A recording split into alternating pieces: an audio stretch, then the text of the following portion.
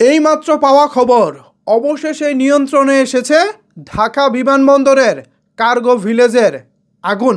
দীর্ঘ 6 ঘন্টা অক্লান্ত পরিশ্রমের ফলে ফায়ার সার্ভিস কিছুক্ষণ আগে আগুন নিয়ন্ত্রণে আনতে পেরেছেন। এখন প্রশ্ন হচ্ছে, কিভাবে লাগলো এই আগুন? এই আগুন লাগানোর পিছনে কারা রয়েছেন? আমি দেশের একজন সাধারণ নাগরিক হিসেবে সরকারের কাছে আহ্বান জানাবো, অতি দ্রুত ইমার্জেন্সি একটি তদন্ত কমিটি গঠন করুন। তারা যেন আগামী 12 ঘন্টার মধ্যে এটা তদন্ত করে বের করতে পারেন কিভাবে আগুন লাগলো, কারা এর পিছনে রয়েছেন। এখানে হেলাফেলা করলে চলবে না। আগামী 12 ঘন্টার ভিতরেই এর তদন্ত রিপোর্ট আমরা জনগণ দেখতে চাই। আমার চোখের সামনে আমার ভাইদের হাজার হাজার কোটি টাকার পণ্য এভাবে চোখের সামনে পুড়ে ছাই হয়ে যাবে, এটা আমি কিভাবে মেনে নেই বলুন তো? এটা কোনোভাবেই মেনে নেওয়ার মতো না। ডক্টর ইউনূসের কাছে আমরা আকুল আবেদন করি, এর পিছনে কারা রয়েছে দ্রুত তদন্তের মাধ্যমে দৃষ্টান্তমূলক শাস্তির ব্যবস্থা করুন। যদিও অলরেডি প্রেস রিলিজ দিয়েছে গভর্নমেন্ট, সেখান থেকে তারা জানিয়েছে এর পিছনে কারা রয়েছে। এটার জন্য তারা নিরাপত্তা যারা রয়েছেন, যারা হচ্ছে সিকিউরিটির দেশের নিরাপত্তা যারা দিয়ে থাকেন যেসব সংস্থা, সেসব সংস্থা নাকি অলরেডি কাজ করা শুরু করেছে। আমরা এটার বাস্তবায়ন দেখতে চাই।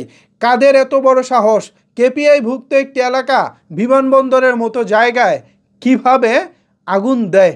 এটা যেই সেই কোনো আগুন না, এটা সাধারণ কোনো আগুন না। আমরা ঘটনা আজকে একটি নয়, 3 দিনে 3টি ঘটনা দেখেছি।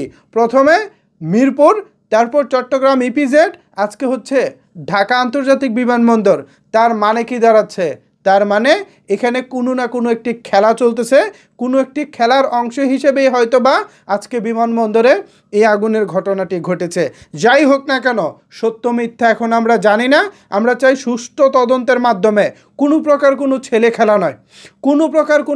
খেলা নয়।